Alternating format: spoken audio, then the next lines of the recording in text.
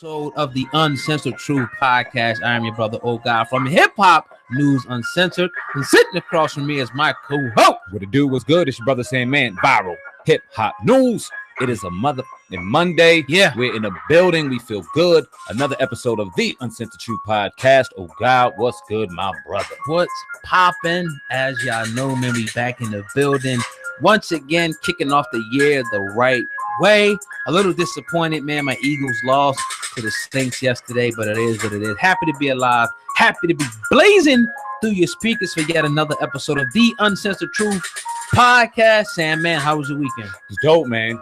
Cool, I mean, how could I complain? What a beautiful weekend. What a beautiful year 2019 has been so far. Yeah, man. We are working nonstop. Yes. Delivering the best content that we can on all three platforms. Yes, three platforms. Viral Hip Hop News Uncensored, and of course, the official Uncensored Truth podcast channel. Yeah. Make sure you subscribe to all three.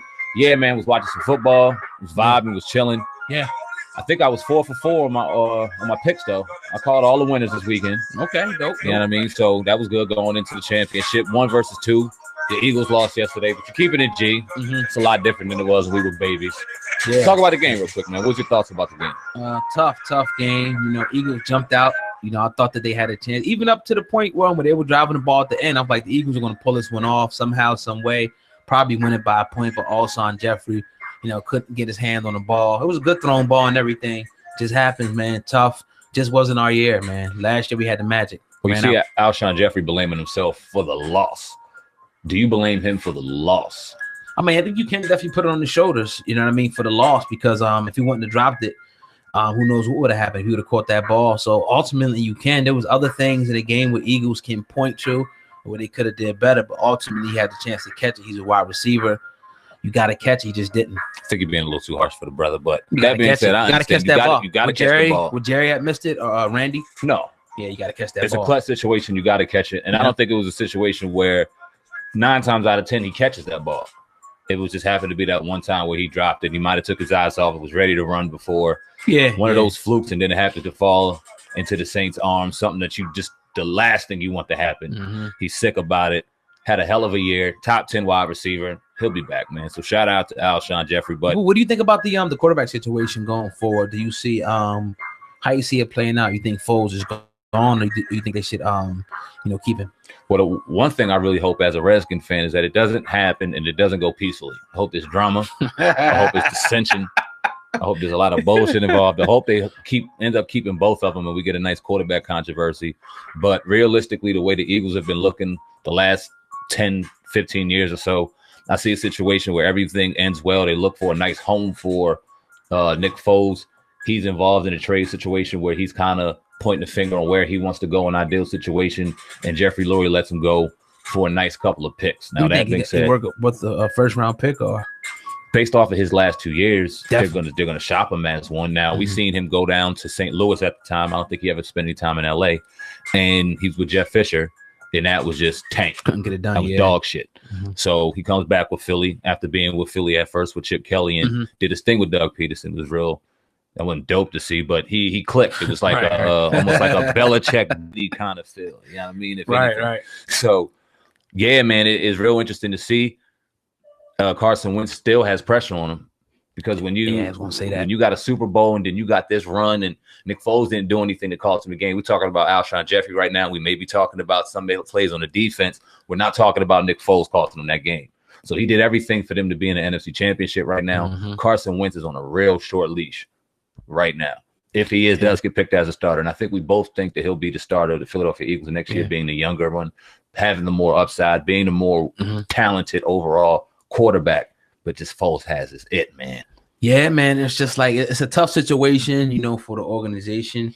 I don't think it's a situation. I think Foles has a look in his eye. Like he wants to keep trying to win championship.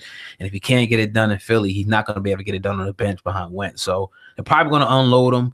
But like you said, I was just thinking the same thing, man. The pressure now was on Wentz to deliver a Super Bowl, period. You got to. They're going to give you some more weapons, you know, try to show up the defense, even make the line even better. We got like 3 Pro Bowlers on the line, so you can't get no better than that, really. But you know, it's going to be a rocky. It's going to be a decision that's going to have to be made. I don't think it's cut and dry yet in that front office. Now, when you talk about a Nick Foles who's damn near barely touching 30, and then you got a real young Carson Wentz. Nick Foles is talking about retiring, not having real love for the game, and then getting a resurgence back in Philly. So he has plenty of football left, not really been injured or anything like that. A real smart, talented quarterback that, if he gets under the right system, can do some real good damage. So it remains to be seen. Carson Wentz, kind of injury prone, talented as hell. I would love to see him on Washington, but that would never really happen. But has been having injuries the last couple of years. So he does have pressure. Do I see, if a Nick Foles leaves Philadelphia, Carson Wentz losing his job to whoever their backup will be? No. But I definitely see them going into a situation in the 2021, 2020, Jesus Christ, it's crazy. Where they draft a quarterback. So a lot of pressure on them. East next year is going to be, you know, I think it's going to be the Cowboys and Eagles again, just the way that things are looking. I don't know, you know, but the Cowboys are going to be back, and I think the Eagles will again. The Cowboys look good, man. They're looking good there. I never trust the Cowboys. Jason Garrett always kind of just does exactly what I need him to do for the Cowboys to stink. And they had their one good year. And it was like when Dak first started, they had that phenomenal year. Everybody thought they were going to win the Super Bowl. The next year, they were garbage. Then everybody thought they'd be cool, and they were garbage again. And now they did this. So now all the expectation is high for Dallas, and they're probably going to go and tank next year. See, the thing is, it's like, this is what separates the ones and the sixes and the ones and the twos. And that's why they're in the championship game, because those games that the Eagles fumbled around and the Cowboys fumbled around and lost, now it comes back to bite you on the end, and you don't have that home field advantage. You got to keep going on the road. That's hard as hell to do, especially in the playoffs, to win on the road. So you got to get those games early on, put yourself in position to be a 1 or 2 so you can get that home field advantage so you can get into the Super Bowl. The Cowboys probably should have been in the Super Bowl this year with their talent, but they fumbled too early. It's a must. You think about the rest that you can get with a first round bye, being at home all week, the preparation you get. A lot of teams back in the day, you would worry about being cold going into the week, them not really being on their feet with the week of rest. But now it's a benefit with the way these players can rest and just get the preparation and study the team. And then the other team having to travel after coming off of playing a week. Traveling is never easy. It's never easy to do. So it's definitely, you got to have that 1 or 2 seed. As far as the NFC East is concerned, as much as it pains me to say, I see Philly just because it's the most solidified franchise in the NFC East. You got a Giants team that looks like they're rebuilding. A very inconsistent Dallas Cowboy team where Jerry Jones wants to have a spotlight, and then the coach isn't really a coach, and you never know what to expect with Dallas. And then Washington, my team, is just probably one of the most poorly ran organizations in all of football. Definitely top 3 most poorly ran. So we could go out 5-6-0, and I still don't really have any confidence that we'll get into the playoffs with a damn thing in it. So it pains me to say that as a fan. So they're not really in the conversation right now until some serious things get changed. With that being said, 1-2 in the playoffs, definitely exciting, and look forward to it, man. Yeah, man, it's going to be an exciting week if you do watch the NFL, but you're tuned into the Uncensored Truth podcast with your brother, Old God and SamAnt. Today, on this Monday, man, we are happy to be in the building, and peace to everybody listening on Spotify, iTunes, and Google Play. SamAnt, we got to dabble back into this one more time, man. We saved this story, you know, for this date right here to talk about, you know, our good brother Dame Dash, you know, the R. Kelly situation. Well, Memphis Bleek pretty much sat down and did a podcast, and he called my man Dame Dash a liar. I'm going to play this clip right here, and then we definitely going to talk about this, bro. There's been a lot going on at the top of the year. Everybody know I fucks with Dame Dash. This is my guy, Rockefeller history. But somebody got to tell he's bugging. He's tripping. He's a clown. You bugging. Then the kid and shit. And then you gonna really say you wasn't down with niggas. You was opposed to it. Any camera, all these shits. You fucking lying. I'm on my flex shit. You lying with that. Whoa.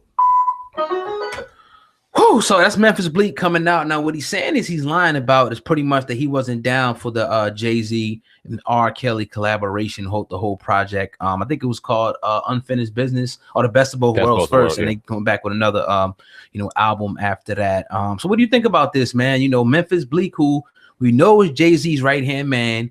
We know that he's been on the inside. And, you know, from what I know, a pretty stand-up brother. coming out calling Dame Dash a liar. What are your initial thoughts on this, man? Well, if there's one thing we know is Memphis Bleek was around for all of it. He was there. He's in The Rock. He's Jay-Z's man. Jay-Z's man to this day. Jay-Z takes care of him. That's not takes care of him, my bad, but always known to be Jay-Z's guy. Let's just put it that way. And he says that Dame Dash is this guy, never really heard any animosity. So it will kind of paint you toward the direction of going, yeah, this might have some weight to it. Dame Dash is highly respected on this podcast. Highly respected. But you got to go, it makes sense. Now, he said in his defense that his name isn't on any of those albums. He wasn't involved. He wasn't in the Fiesta video. He wasn't around R. Kelly. He wasn't around. It didn't seem like any shots at Jay-Z for that matter. So you could kind of understand where he's coming from. But if you weren't there, it was just off of speculation. Now, I kind of want to lead toward the side of Memphis Bleek. I wouldn't go as crazy as to say he's full of shit. He's corny, because now I think these are little shots. And this is interesting because I believe this was on Tidal, if I'm not mistaken. Yeah. Jay-Z's channel. So the dude calls him a clown in the background, Jay-Z's channel. And then you have Memphis Bleek saying, I'm on my flex shit, which now seems like it's on a little bit of an attack in the flex. And now you're talking. That's a cosign. So like, I'm in, you know what I mean? Subconsciously, what are y'all doing here? Now, it may have some weight to it, but what are y'all doing here? So what do you think about it? Are they trying to call Dame Dash full of shit all the way? I mean, he called him a liar. He flat out called him. The other dude called him a clown. He said he was on his flex, shit. What the average person, would say, okay, he's co-signing some of the things, if not all the things that Flex was kind of saying, calling Dame Dash, I think it was a few, weeks ago. But again, to talk to Dame Dash, about this. But he did leave a little clip, right here. So I'm going to play this clip right here off the Nick Cannon's class podcast, and then we'll further elaborate. Because I was always taught that relationships are more important than money. No, relationships should be based not on money. It should be based on that person being solid. Look at the situation now. Look at R. Kelly. Unfortunately, I worked with him. Everybody was looking the other way, right? But y'all worked. No, not y'all. Not you. All right, so what? Don't put me in Rockefeller. Don't put me in that. No, ain't no Rockefeller on that. Ain't the Not Guilty song with Jay and R. Kelly? They singing, I ain't doing it. Not Guilty. That's on that. Just because you ain't in the video, I got you on the set. You don't understand something. I remember having a conversation with Aaliyah, and I was like, yo, tell me what happened. And she was like, she just couldn't. You know what I'm saying? And I just left it at that. And she said, leave it alone. So what you think I felt? I'm human, bro. But I had to look the other way. Right. All these years. So publicly, that man did a record with that nigga that raped my girl, that he liked as well. Right? Wow. You understand what I'm saying? Wow. But no one said that. So we say that was some of the beginning of just y'all not. So Dame Dash has been pretty much called out. Pretty much what they're saying now is like, look, you was with it. You know what I mean? With this whole thing. Don't try to back out of this shit now. Now that the heat's on R. Kelly. At the time, we know that Dame Dash was dating Aaliyah at this time where they were doing the album and everything, in which we know that Dame was there. Memphis was there. I mean, that'd be an interesting conversation to have. But what they're trying to say now is that Dame is lying. You was with it the whole time. Now you're trying to just back out of it because the heat's on R. Kelly. Do you think that's the case, SamAnt? Very interesting. I mean, do I think that's the case? I think that it may be a little bit of the case. I think that knowing and giving Dame Dash's, and we don't know him personally, but just seeing everything that we see via and getting the gauge on him throughout the last 2 decades, having a conversation with Aaliyah, I could see him approaching R. Kelly. I could see him being one of those dudes that we were talking about, punching in the eye or rupturing or a rib or doing one of those things. Because he's going to call it for what it is. And if he's in that dude's presence, it's going to happen. I would love to hear more of Memphis Bleek's perspective on this, as opposed to just saying, you're full of shit, I'm on my flex shit. Because was he cool? Was he clapping him up? Well, I mean, how was the extent of the relationship? Or was he just doing set? Y'all know he didn't fuck with him, and now you just doing this as an agenda. I don't know. I have a tendency to believe Memphis Bleek to a certain degree, but I can't help but to think that there's a little bit of a little jab thrown toward Dame Dash, given the fact that this is on Tidal. You never hear any Jay-Z's perspective. And I was going to ask you, do you think this time, given all of this, because this shit's serious, and now you got Jay-Z and Beyonce being thrown into this, Jay-Z and Foxy Brown being thrown into this, will this render a response, even in a record? Because we see Jay recently respond via music. Do you see Jay-Z in the near future even responding to Dame Dash and all this is what's going he on. may, you know what I'm saying? He may, you know, throw a shot of something in the upcoming, you know, album. But, you know, you can kind of, I mean, we know that Memphis Bleek, you know, he runs Do Say now, which is a part of Jay-Z's company. So they're connected. They talk to each other. So that's like kind of like if me and you, like, we're going to echo the sentiments of each other. So obviously, you know, Tidal and all these other people kind of, you know,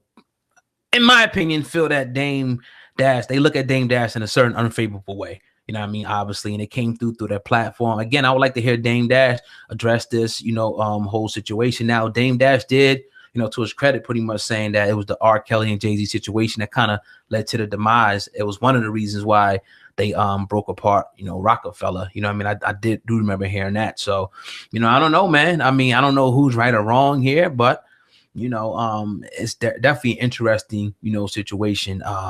My thing is, if he wasn't with it, why did Jay still do it? If he wasn't really with all that, you know, do the project with R. Kelly. If they well, I mean, it makes sense when you start thinking about the demise, but then I'll think to myself, was it this or was it Leor? Or was it a combination and a pepper and a both? That'd be good to know. But who knows? But yeah, it'd be awesome to hear even Memphis Bleek's perspective. I'm kind of leaning toward the sentiment of you, like it has some weight to it, but we just got to hear more at the end of the day. I do see I do believe that Dame Dash, given the fact that this is Memphis Bleek getting back on Kenyatta's platform, shout out to our brother Kenyatta, CEO of Hip Hop Motivation, and having answer to this, because I don't see Kenyatta letting it pass by. I see them having a conversation and him asking about what Memphis Bleek said, and then I believe we'll hear a response real soon. Yeah, and we definitely, once we get it, you know, we will be airing it here on the Uncensored Truth podcast with your brother Old God and SamAnt going in today on this Monday. Everybody listening on YouTube, do me a favor, hit that like button and make sure that you share this video. Well, speaking of Tidal, there's a report that came out today that Tidal is under investigation for allegedly inflating streaming numbers. Now, according to several reports, Tidal is being investigated for inflating or allegedly inflating streaming numbers. Now, Bloomberg noted a probe was being conducted on a streaming platform by a Norwegian authority for investigation of economic and environmental crime, also known as Akademiks. Hope I'm saying that right. The investigation was sparked by a report from local newspapers along with claims from Norwegian artist associations. The associations claim they lost out on money due manipulation of streaming data from Tidal. I guess they meant to say due to.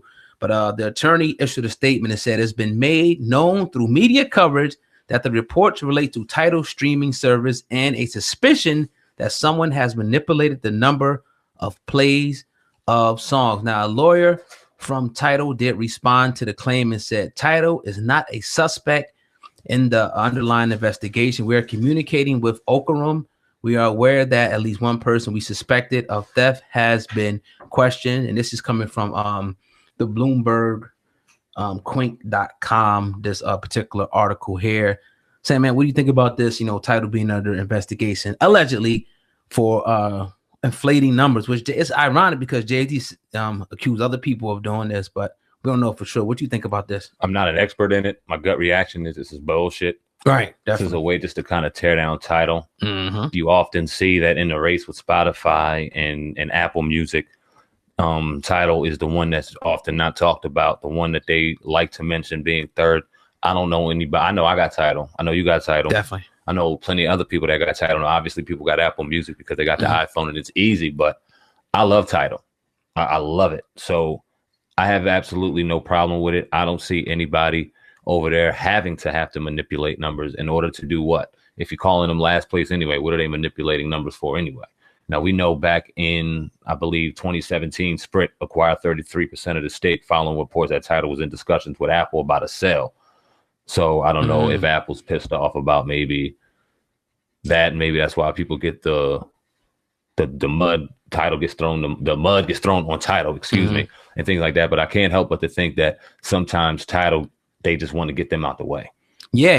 I think so too. I mean, what he did with that company, it's pretty amazing. You know what I mean? When you really think about, you know, the landscape of music and how it's changed from one of Jay-Z's company to be right in the thick of things. Like you said, it's the way the application runs is beautiful, smooth, and I gotta say I like it better than iTunes. Yeah, I just do. Facts. You know what I mean? So but yeah, man. But you know, we'll keep you updated if there's more information that comes out on that particular story. But you're tuned into the Uncensored Truth podcast with your brother Old God and SamAnt going into today on this Monday. Everybody on YouTube, you already know what to do. Hit that like button and make sure that you share this video. All right, man. DJ Akademiks and Meek Mill, man. Now, I don't know if you know about this, SamAnt, but Akademiks was going back and forth, with Tekashi's baby mom. Now they're beefing with each other, and Akademiks, pretty much came out and suggested that she was sleeping around, with Shotty, Treyway Shotty, and then the wiretaps, would suggest that there was communications with each other. But Meek Mill, we know about the storied history between Meek Mill and DJ Akademiks. They really don't like each other like that. Well, Meek Mill said something today on his Instagram. He said, "You definitely suck 6ix9ine off. You telling on his baby mama now." He puts an emoji there and he put, "God bless the internet." SamAnt, what do you think about Meek Mill calling out your boy, DJ Akademiks, man? The whole social media thing is just funny to me. It's so corny, but he had a right to, because a lot of what Akademiks is doing over there is real corny. Now, you brought something to my attention because I thought Akademiks was a lot older than what he is, and he's only 27 years old, which says a lot to me because he's young. It's old as 27 is, and he has to hold himself accountable for his actions. I'm not by no means giving him excuse for his actions, but he's still young-minded, still immature. Now, I can remember being 27 and where I'm at now, and it's a whole different Sam. It's a whole different SamAnt. You feel me? So I understand where he's at, and he's in an age where he's winning, and he's doing his thing, and he's getting his numbers, and the people that he likes and he's a fan of, they know him and they respond to him, and he's a celebrity. 27, and it's a lot of things that he's going to do wrong. That being said, that's some female shit. How dare you have the nerve to talk about somebody's mother, somebody's son's mother, just because you ride with 6ix9ine, and have the nerve to be running your mouth and gossiping? I thought you reported the news. I didn't think you were Shade Room. I didn't think you were one of these people spilling fucking tea. But it looks like you just out here gossiping, and that's corny. And that's where you can see a lot of people going like, because this stirs shit up. We talked to Miss Shabazz, and an incredible attorney out in New York, and she said a lot of what's going on in Tekashi 6ix9ine situation, social media has really nothing to do with it. I don't want to disagree with the attorney because she knows better than I do, but I just kind of have a sense of saying, nah, it kind of does. And when he runs his mouth like this, and he has Tekashi's name all in his mouth, still trying to create financial situations for himself and Tekashi by degrading people's name, especially out here living. Somebody that's a woman now. She could be scorned. She's young. She's gonna do what she wants to do on social media. That don't mean you got to report it. We ain't reporting it. Right. You feel me? So yeah, man. What does that say to you? Yeah, man. I think you hit the nail on the head. With that one, I wasn't really interested. When I heard about the whole him going back and forth with the baby mom, I just kind of seen it. But that is what it is, man. He definitely should have been called out. That's just some suck. I don't know, man. I don't have much to say on that shit, man. You got a lot to say on that shit. It's corny, man. It's corny though. Yeah. That kind of is what it is, that whole situation, man.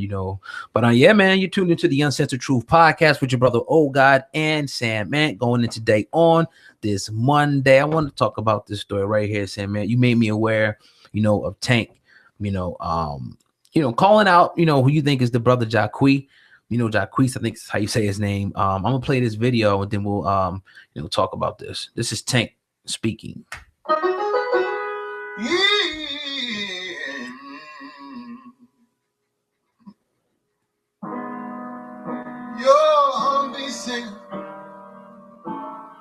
Can't do this without no auto-tune.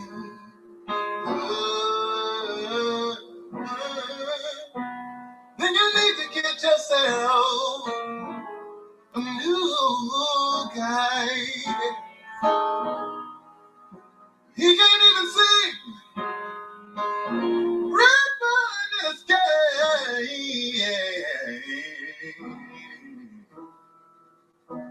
Don't put me in with thoughts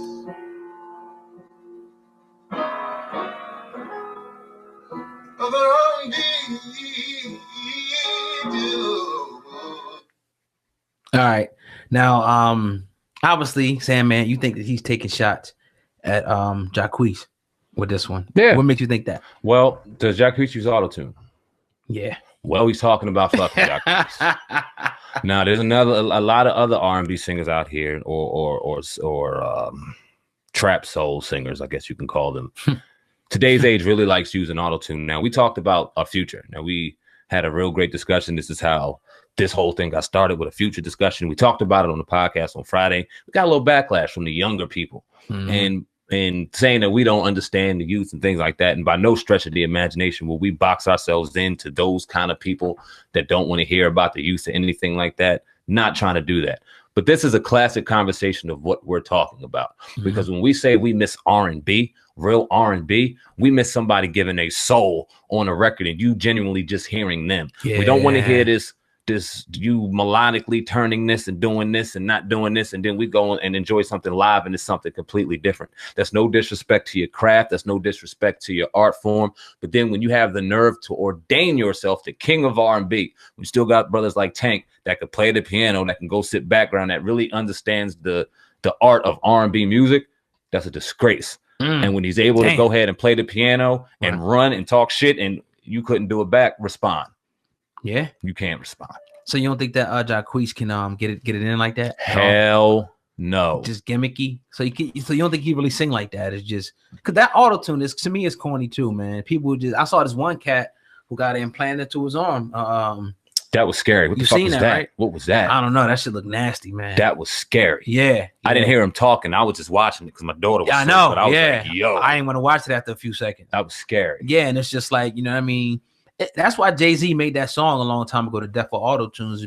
Not because, you know, he was trying to hate. It was just like he knew where it would take the music. People would get lazy, and people will now be able to come out and just be making all this song. Well, it really waters down, you know, the art form. With people, like you said, once they hear some genuine, you know, good R&B. Sometimes you might want to put a good R&B song on, man.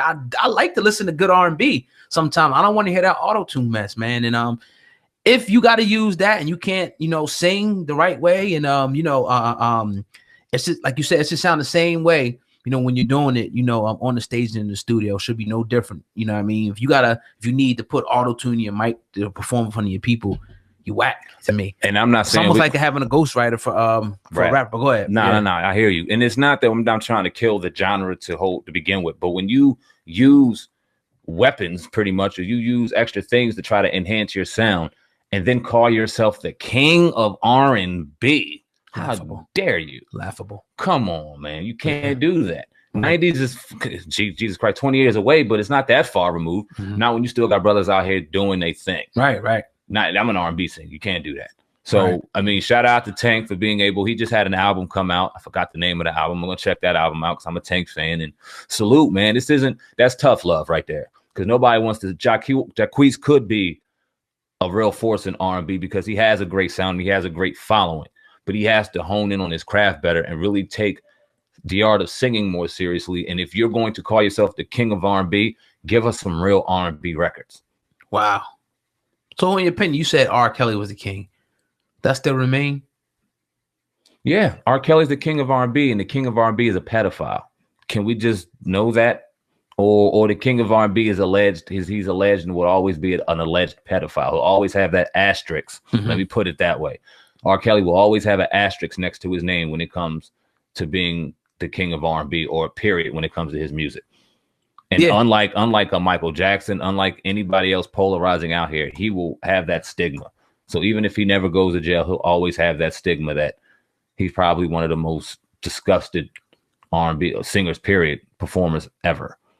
It's crazy.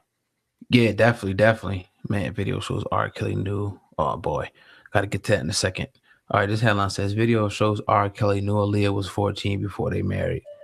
Man, let me see this real quick. This is real time, people. Let me see what this is. Man, I thought we were done with R. Kelly. I was happy. I just want to see what this is. Even with Dame Dash and Meek. In your space. Look at this guy out here. He's playing right. He's playing his stuff. But see, I need this spot. I want to say thanks to you. I'm for pickpockets right to come out. Yeah, we're gonna break that one down. That's like a 4-minute video. We'll get to that maybe next time. Tomorrow. Yeah, we'll get to that tomorrow. I don't think that's too much of a big deal. But that's pretty crazy though. When you were just talking about that, I seen that shit pop up. You know what I mean? But yeah, that is what it is though with the R. Kelly. You know, the situation, man, is like, you know, And one thing that people were saying in the comment section, it was like, man, when we had the attorney on, it was like, how can I keep that same energy, going in on? I'm like, well, you can't. Everybody's not to be challenged. If she felt a certain way about, R. Kelly, because they were kind of saying that we were maybe defending him, because we came with the our stance like he hasn't been convicted. But people are saying now y'all switched up when an attorney came on and y'all ain't say nothing defending R. Kelly. What do you think about that? I think people need to chill the fuck out sometimes, and that's love.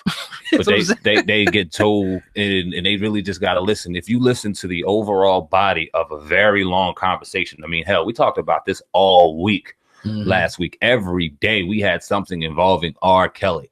If you go back and you genuinely listen to the entire body of work, the same premise is there in each one of the conversations. We're going to remain objective in this situation. Why? Because we own two businesses and people sue you. So we're going to remain objective and not slaying anybody's name out here so that we can receive lawsuit. That being said, we're going to give it raw and uncut, and you're going to know as men how we feel by the end of this conversation. Thanks. And we're going to give things that may be popular to some, may be popular to other, but we're going to give you a 360-degree spectrum. So when you ask us, why you got this energy here, or why you got this energy here, just real dudes. We're going to give it to you real. We're going to give you this side. We're going to give you that side. And we're going to leave it up to y'all to disseminate. Now, if you ever see us getting to a point where we're attempting to steer a narrative, leave that in the comment section and let us know. We'll address it. But we try to remain as objective as possible. So don't sit there and go, oh, y'all, relax. Right. Yeah, man, definitely. I definitely can agree with you on that one. But you're tuned in to the Uncensored Truth podcast with your brother SamAnt and O got over here from Hip Hop News Uncensored. Everybody listening on YouTube, I need y'all to do me two favors. As always, hit the like button and go ahead and share this video with a friend. Let them know the Uncensored Truth podcast is in the building. All right, let's talk about this story right here, man. A 21-year-old man named Malik Mollett, and you let me know about this story in Philadelphia. Yep. Well, now I'm going to read the police report, then we'll talk about this. According to the police, the driver was working as an Uber driver on December 29th and received the email from Uber letting him know that a previous rider left a package in his vehicle with a phone number where he could reach the passenger. On January 2nd, police were dispatched after the Uber driver called 911 following his discovery of marijuana in his car. Now, January 9th, a state trooper posed as the Uber driver called Mollett to meet up and retrieve his lost package. When police called, Mollett answered and said that he had left the package in the car, that he would meet the Uber driver disguised as the trooper, at a location. Now, according to the criminal complaint, he confirmed his name and told the trooper that the bag in question was black. The trooper took a picture of the bag and sent it to Mollett, in which he confirmed that it was his bag. Wow. The trooper then made an arrangement to meet Mollett at a McDonald's in Irwin, PA, where Mollett arrived at the restaurant. A trooper went inside and gave the bag to Mollett, followed by another trooper shortly who took Mollett into custody. This is crazy. This is all over the internet right there. It was 2 pounds of some fire, man. Damn. You fucking snitch. SamAnt. Come on, man. Damn. SamAnt. What do you think about this, man? This is crazy, man. I was going to ask you when I first read it. Like, I was going to ask, is this who's dumber? The guy that left the bag and left his number, or the Uber driver? Which one is worst in this situation? Now, thinking you just off of just the strength, you like, damn.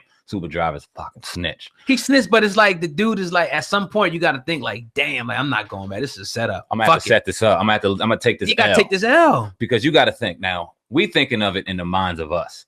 A lot of people in the comment section. I see Jay Mills. He said this Uber driver ain't never hustled a day in his life. That's coming from our perspective. It's a lot of Uber drivers out here.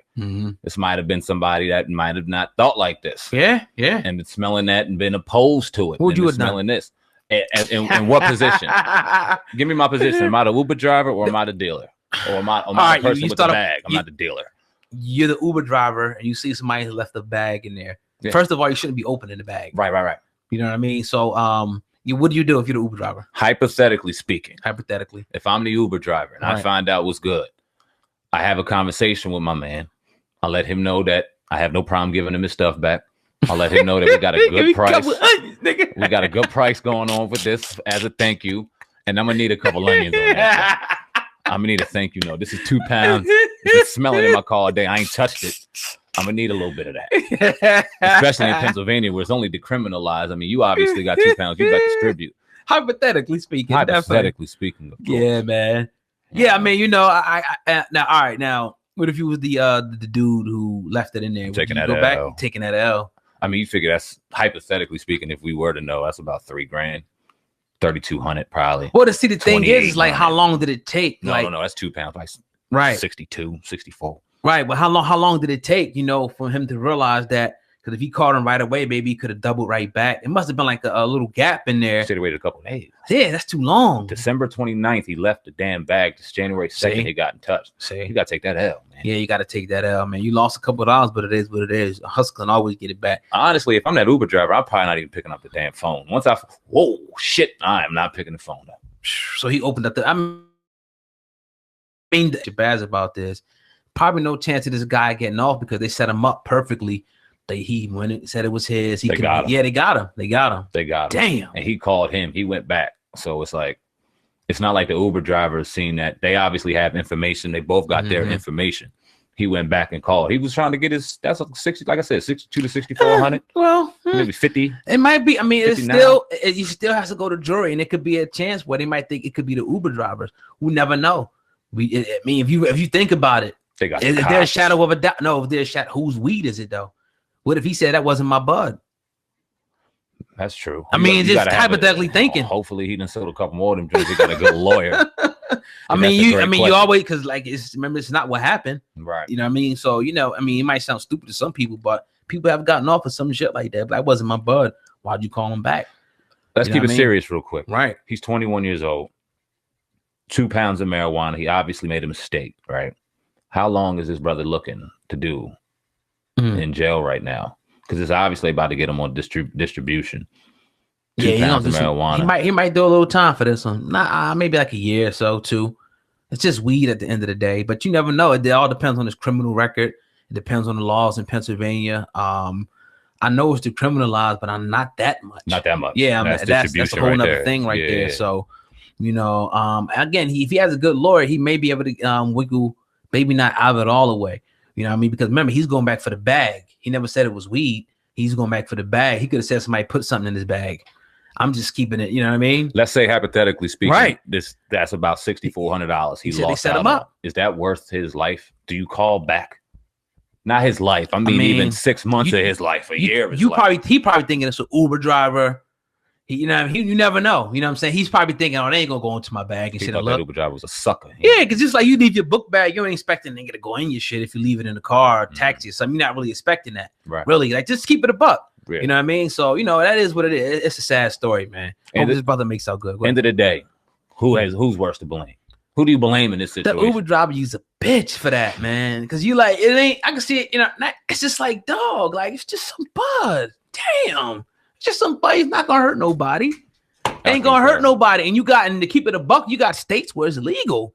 Right now, you can make money from selling it. So a few 100 miles over, guys going to jail for it is hypocritical, man. You got politicians in Oregon trying to make it legal in all 50 states, all 52 states in 2019.